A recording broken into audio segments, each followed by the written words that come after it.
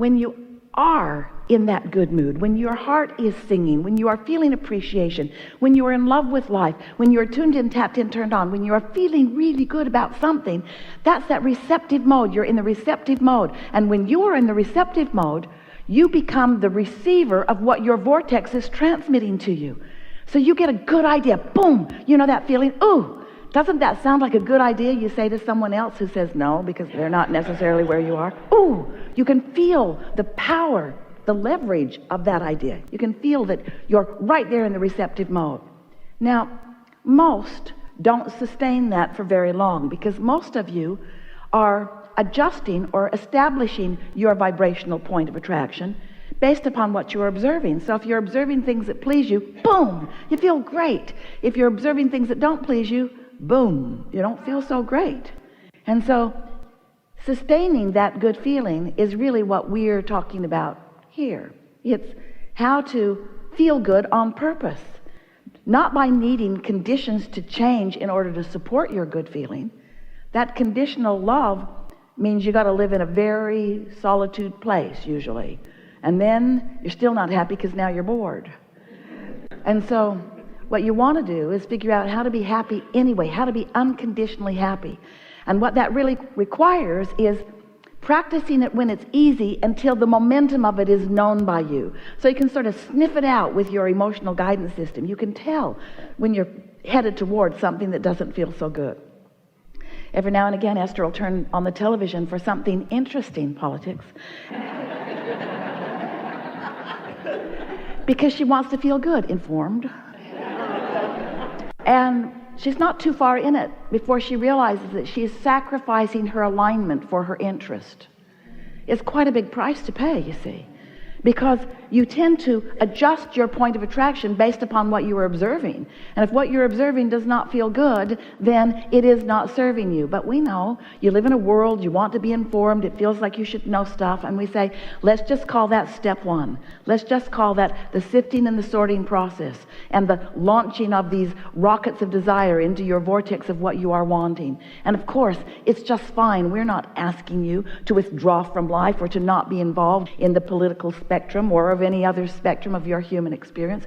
We want you to be involved, but we want more than anything to help you to realize that your predominant desire must be to feel good, and it's not always that easy to feel that good when stuff is happening around you, but still it is your work, and you'll get better and better at it. Sometimes something not very significant will bother you and you'll brood about it for days. Sometimes you'll become a sort of master of alignment, and something will bother you initially because you're taking the punch from it, but you don't brood about it for days. You take the hit, but you move back into the vibrational frequency that is really you. And that's really what we want to talk about. So step one is ask. Step two is source answers. Step three is you get into the receptive mode. And step four is you're able to maintain mostly the receptive mode no matter what. The mastery of alignment is where the deliciousness of life really is. The mastery of alignment, because in alignment you feel clarity. Isn't that more delicious than confusion? In the mastery of alignment you feel love. Isn't that better than hatred or anger? Doesn't it just feel better? Don't you want way more of that, you see? And so as you become aware of what you're doing and you care about how you feel, and you accomplish this mastery of alignment, then you can move in to what we are so enjoying calling step five. Because step five is where you're mostly in alignment, and every now and again you're not, because life is happening around you, but you no longer are beating up on yourself when you find yourself back in step one.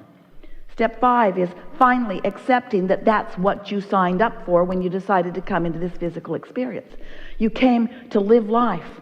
You came for the joyful expansion. So the other unrelated question that I have is, in recent recordings, I have just been latching on to the most beautiful nuggets of things that you guys have been saying, like the desire coming out of your vortex, and how delicious action is necessary for creation, and how I had that realization actually in my own life. I observed it in my own life about a week before I got the download that had that particular tidbit on it. And just some magnificent things. And so I haven't heard you say any of those things in this way today, like good feeling thoughts turn to good feeling things. Of course, you've been implying them the whole time, and bad feeling thoughts manifest into bad feeling things. I would love to hear you expand a little on that. And then the question therein is, what's next? Now what? What's the nugget today? The nugget today is that in the releasing of resistance, you're in the receptive mode, and in the receptive mode, you'll be inspired to the next and the next and the next and the next and the next. The most powerful thing that we want you to realize is that your journey is well underway even before you begin to see the action evidence that leads to the manifestation of it. The most important thing that we want you to feel from us is that so often you're thinking that you want to have a goal or a desire, and that you want to then somehow line up so that you can make your way to the manifestation of whatever it is. And we want you to realize that the manifestations and the goals and the nuggets that you're looking for is that feeling of alignment that keeps you in that steady state of unfolding. You are not ever going to get it done. It's not ever going to be done. But to be in a continual state of, ooh, new idea, ooh, new inspiration, and then watching the others come together in cooperation with you along this never-ending trail. Sometimes you come and you think, well, I would like to hear Abraham talk about more money, or how can I get a boyfriend, or how can I live in a nicer neighborhood, or how can I improve this relationship or this relationship. And we hear your requests. We know that when something is less than what you want, it's caused you to put what you think you want in the vortex. You want the boyfriend, you want the better paying job, you want the better place to live or the improved relationship, and you think that that is what the goal is. What we want you to understand is that those are the pieces of the goal that lead to the inspiration, that lead you to the more experience, but it's the more experience that it is really all about. What your goal is joy. That's what your desire is. Your desire is clarity. It doesn't matter what you're clear about. Your desire is clarity. It doesn't matter what you're excited about. Your goal is to be excited. It doesn't matter who you love. Your goal is to be in love. You see what we're getting at? It's the being in tune. Well, once you understand that, then every particle of everything that you've ever even thought just a little bit that you would like to experience has to be shown to you. Even if you have to be hauled out on a helicopter in order to see the waterfall that you wanted to see. Everything that you want is always being factored into everything.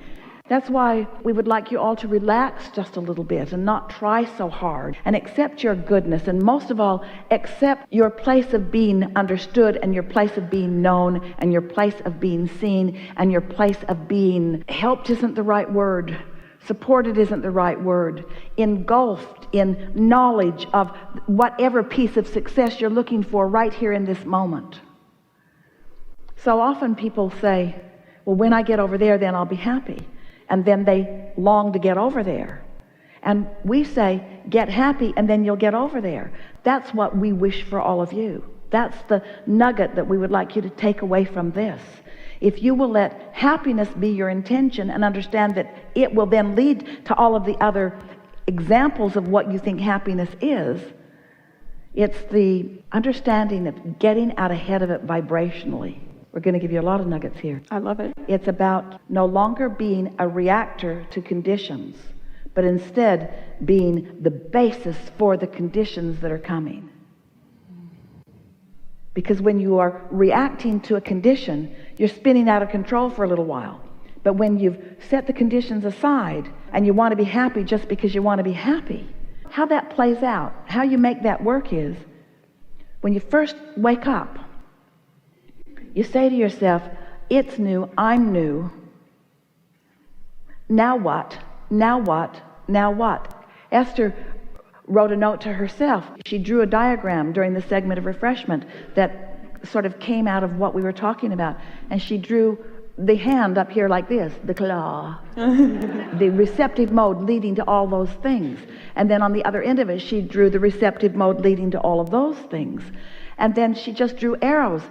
Every subject up there is where I want to be. No more facing reality. No more telling it like it is. No more describing unwanted things to other people. No more talking myself down there and then trying to work myself out of it. Here, look upward. Look for good feeling things. You have the potential to do that. You describe that when you're out in nature. It's easy for you to find those good feeling thoughts.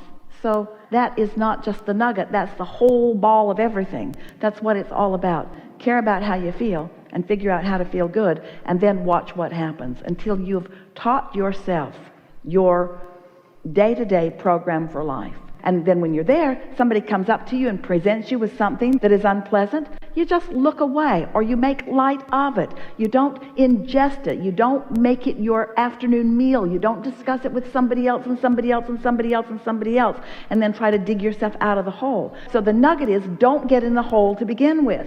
Don't get in the hole to begin with. And many of you want to say, oh, here's another nugget. Many of you want to say, but Abraham, I'm already in the hole. How do I get out? And we say, when you woke up this morning, you weren't. You went in the hole after you woke up. So tomorrow when you wake up, don't go in the hole. You hear that?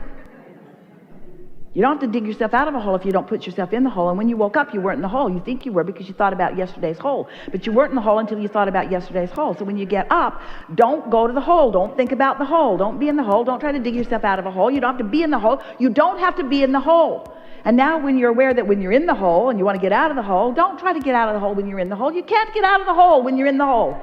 Your awareness that you're in the hole, you can't get out of the hole. You just can't get out of the hole. The hole just gets deeper and deeper and deeper. It's a bottomless pit. There's no end to the hole. You cannot get out of the hole. Can't get out of the hole. But when you wake up, you're not in the hole, so don't go to the hole. Oh, I'm in the hole. Wait till tomorrow.